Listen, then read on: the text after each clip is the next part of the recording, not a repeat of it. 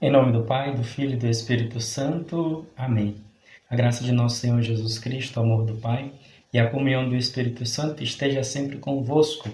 Meu irmão, minha irmã, sejam bem-vindos a mais esse vídeo em que nós vamos estudar um pouco mais sobre o Evangelho de Mateus.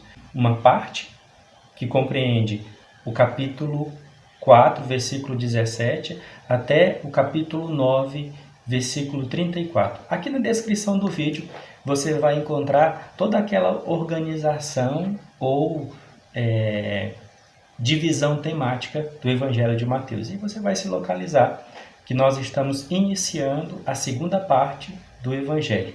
Tá bom? Então, olha aqui na descrição do vídeo, acompanha tudo isso que a gente vai refletir a partir dessa organização. Aproveita, se inscreve nesse canal, deixa o seu like, o seu comentário, alguma pergunta que você queira fazer, ou quem sabe até uma sugestão de estudo, né? Isso vai nos fazer muito bem. Nesse momento, então, nós vamos conhecer a respeito da ação de Jesus, de modo especial, os seus ensinamentos e as suas ações terapêuticas, as suas curas. E tudo isso tem em vista dizer para a comunidade para a qual o evangelista Mateus escreve quem é Jesus Cristo. Aqui no nosso canal você vai encontrar uma playlist que já tem vários vídeos falando sobre esse Evangelho de Mateus. E lá nós já falamos sobre as genealogias de Jesus, também sobre quais são os textos que confirmam Jesus como Messias, bem como alguns vídeos que fazem introduções a respeito desse estudo do Evangelho de Mateus. Então, procura aí essa playlist, vou deixar aqui também o link desses vídeos para que você possa enriquecer o seu estudo a respeito desse Evangelho. Evangelho esse que no próximo ano litúrgico, a partir do Domingo de Cristo Rei, nós iremos encontrar nos textos evangélicos do tempo comum. Vai ser o Evangelho de Mateus. Então, esse estudo vai ajudar você a ter um aporte para que, quando você for participar da Santa Missa, você possa ter o melhor conhecimento desses estudos. E não só da Santa Missa, mas também para o seu crescimento espiritual, para a sua vida de oração, para a Léxio Divina. De repente, se você é catequista ou faz qualquer outro trabalho na igreja, tudo isso vai ajudar muito você a entender um pouco mais sobre a Sagrada Escritura e, consequentemente, poder viver melhor e, quando for necessário, também transmitir esse ensinamento para outras pessoas. Muito bem, nós vamos estudar a primeira sessão do primeiro bloco da segunda parte do Evangelho de Mateus. Vai aqui nas descrições que você vai entender. Essa sessão, que vai do capítulo 4:17 ao 9:34, você vai encontrar ensinamentos de Jesus e curas realizadas por ele. Com isso, o que Mateus quer dizer? Quer dizer que Jesus é o Messias que age com palavras e obras. Não é alguém que somente tem um discurso, não, tem uma ação também. Existe uma apresentação em tese teórica, que se dá pelos seus discursos e pelos seus ensinamentos, mas existe uma apresentação do Messias de modo prático, realizando curas. Sabendo que essas duas características, elas são próprias da figura messiânica que era esperada pelo povo de Israel. O povo esperava, sim, um Messias que viesse dar instruções, ensinar sobre a lei, falar sobre o reino de Deus, dar orientações de como o povo deveria viver. Mas, ao mesmo tempo, o Messias também teria um encargo terapêutico, curar.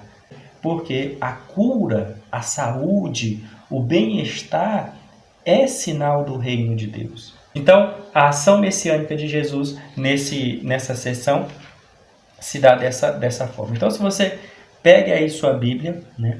Abra em Mateus, capítulo 4, já é quase o final do capítulo 4, né? Versículo 17, e você vai ver que nós vamos encontrar o Sermão da Montanha, depois temos a fala sobre o sal da terra e a luz do mundo. E assim, vai seguindo esses 3 capítulos, ou melhor dizendo, 4, né? O 5, o 6, o 7 e o 8, com vários ensinamentos, né? Falando a respeito do amor aos inimigos, a oração do Pai Nosso, o tesouro no céu, as preocupações, a recomendação de primeiro tirar a trave do nosso olho para depois tirar o cisco que há no olho do irmão. Em tudo isso, a intenção do evangelista é o quê? Ensinar como as pessoas devem viver no reino de Deus. Jesus é o Messias, é aquele que vai trazer o reino de Deus. A intenção do evangelho é o quê? Ensinar as pessoas como é que a gente vive no reino de Deus.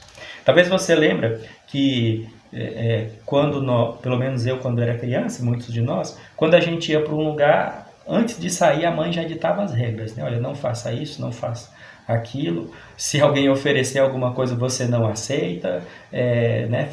Tinha as recomendações de como se comportar naquela casa. O evangelho dá as recomendações de como devemos nos comportar segundo as regras do reino de Deus. Reino de Deus esse que não é uma realidade distante, um outro país ou o céu propriamente dito.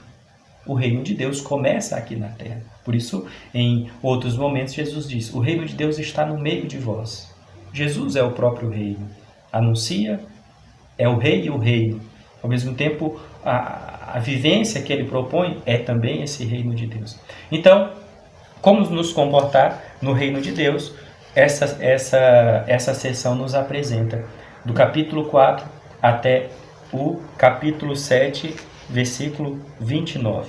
4, 17 a 7, 29. Depois, no capítulo 8, versículo 1 até o 9, 34, nós vamos encontrar uma série de curas realizadas por Jesus. Curas essas que se dão em razão daquilo que nós havíamos falado anteriormente, né? A saúde física era sinal da realização messiânica, era sinal da presença de Deus. Notemos também, meus irmãos, que esses 2 capítulos falando sobre essa série de curas a respeito de Jesus não pretende fazer uma propaganda a respeito de um curandeiro, de alguém que realiza atos miraculosos, extraordinários. Não é isso que Jesus quer fazer.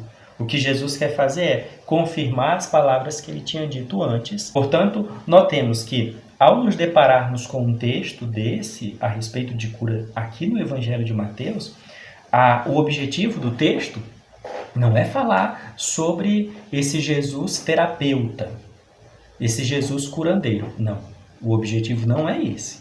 O texto deseja confirmar que aquele que antes havia discursado, aquele que havia dado vários ensinamentos, de fato é o Messias. O texto não é para falar sobre a ação terapêutica de Jesus, mas é para confirmar a sua vida messiânica. Por isso, devemos nos atentar, sim, a esse detalhe. Diante disso, é interessante perceber que a cura está a serviço da mensagem. A cura confirma que, de fato, aquela mensagem ensinada é verdadeira. Mensagem essa que, como eu já falei, tem em vista nos instruir a respeito de um comportamento, uma vida moral, ética, espiritual, social. Logo, o principal desse texto, dessa sessão, não é as curas que Jesus realiza, mas sim os ensinamentos que ele proporciona. E isso é muito importante, meus irmãos, porque às vezes, diante de um texto bíblico que fala sobre cura, a nossa tendência é enfatizar essa ação terapêutica. Jesus cura, Jesus liberta, Jesus vai curar a sua doença. E aí nós esquecemos dos ensinamentos que Jesus propõe que nós devemos seguir. Tá? Então veja, eu repito, a cura no capítulo 8 e 9 está em função, está a serviço, está confirmando a mensagem. Qual é o mais importante? É a mensagem. A mensagem é que dá o tom. A cura só confirma. Por quê? A cura cura o corpo, o ensinamento cura a alma. A cura estabelece a condição física, o ensinamento estabelece a condição espiritual e concede à pessoa um novo jeito de viver. Mais uma vez, a cura está a serviço da mensagem. O mais importante não é seguir ou desejar o Jesus curandeiro, mas sim o Jesus mestre, que nos ensina e nos instrui a respeito de como devemos viver essa vida nova no reino de Deus. Em nome do Pai, do Filho e do Espírito Santo. Amém. Que Deus nos abençoe, ilumine a nossa mente, o nosso coração, para que nós possamos crescer a partir dessas palavras.